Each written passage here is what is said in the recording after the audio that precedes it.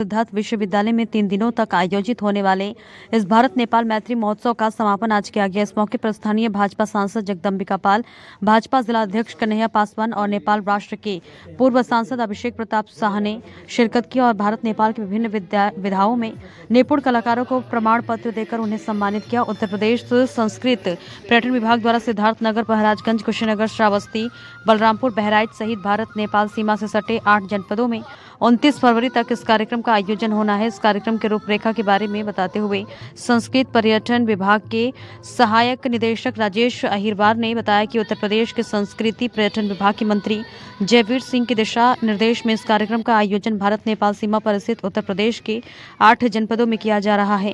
उन्होंने कहा कि इस भारत नेपाल मैत्री महोत्सव का आयोजन दोनों देशों के साझा संस्कृतियों से एक दूसरे को परिचित कराना और दोनों देशों में रह रहे लोगों के बीच एकता पैदा करना है। उन्होंने कहा कि सिद्धार्थनगर जिले से इसकी शुरुआत की गई है और 29 फरवरी को पीलीभीत में इसका समापन होगा।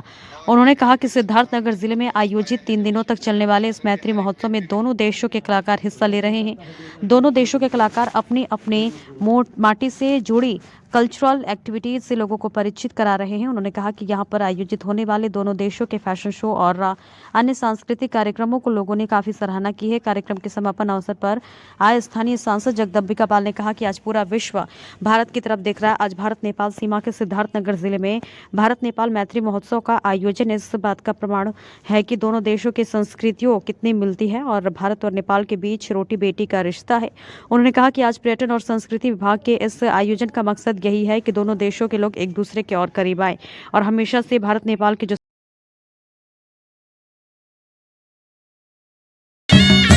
समय लेके चला रे बटोही यहाँ ठहर ठहर ये सुहानी सी डगर जरा भर माए नैना बांधे ये डगरिया मन भर माए मन भर।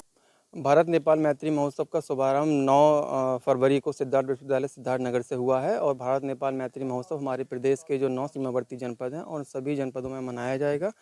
इसका जो मूल उद्देश्य है वो हमारी जो समृद्ध सांस्कृतिक आध्यात्मिक परंपरा है उस परंपरा से आज की युवा पीढ़ी और विद्यार्थियों को जोड़ना है। जैसा कि हम देखते हैं कि हमारे और नेपाल के बीच हम पुरातन काल से ही देखें तो बहुत सांस्कृतिक रूप से समृद्ध संबंध रहे हैं। जैसे हम जनकपुर और अयोध्या को हम देखते हैं तो हम अभिवादन में भी एक शब्द बहुत यूज़ करते हैं, आप सबने सुना होगा, बहुत लोकप्रिय है, सीताराम, तो यानी वहाँ की माता सीता और यहाँ के राम जी। तो हमारी परंपरा तो इस रूप में अमर है। उस परंपरा से आज की युवा पीढ़ी और विद्यार्थियों को जोड़ना है। हमारे माननीय मंत्री जी, संस्कृति पर्यटन मंत्री जी, उनकी प्रेरणा से ये कार्यक्रम एक भव्य स्तर पर करने की उनका उद्देश्य था। उनके मार्गदर्शन में इसको इस प्रकार से डिज़ाइन किया गया कि अधिक से अधिक युवाओं को और विद्यार्थियों को इससे जोड़ा जाए। उनके स्पष्ट निर्देश थे कि प्रोग्राम ऐसे दूरस्थ क्षेत्रों में किए जाएं जहां के विद्यार्थियों, शोधार्थियों और युवाओं को इनसे सीधा जोड़ा जा सके, क्योंकि दूरस्थ इलाकों में इस प्रकार के जो सांस्कृतिक आयोजन सामान्यतः नहीं होते हैं।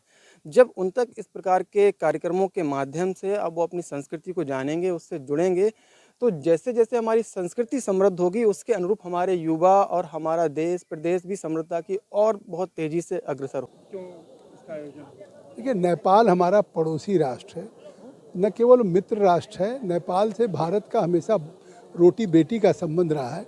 मैं धन्यवाद दूंगा अपने उत्तर प्रदेश सरकार को, मुख्यमंत्री योगी आदित्यनाथ जी को, संस्कृति पर्यटन मंत्रालय उनके मंत्री जयवीर सिंह जी को, कि ये 8 जनपदों में 21 दिन तक लगातार न केवल भारत या उत्तर प्रदेश या नेपाल बल्कि भारत के विभिन्न राज्यों को भी आपने देखा ही, मध्य प्रदेश की हमारी जिस तरीके से पाली जी कार्यक्रम परफॉर्म कर रही थी, और नेपाल के ये कल्चरल एक्सचेंज है, सांस्कृतिक आदान प्रदान है। इससे निश्चित तौर से एक दूसरे के करीब आते हैं, भावनात्मक रूप से रिश्ते मजबूत होते हैं और ये पहल तो अपने आप में एक नया अध्याय भारत और नेपाल के रिश्तों में जोड़ेगा और इसे आगे भी निश्चित तौर से जारी रखना चाहिए।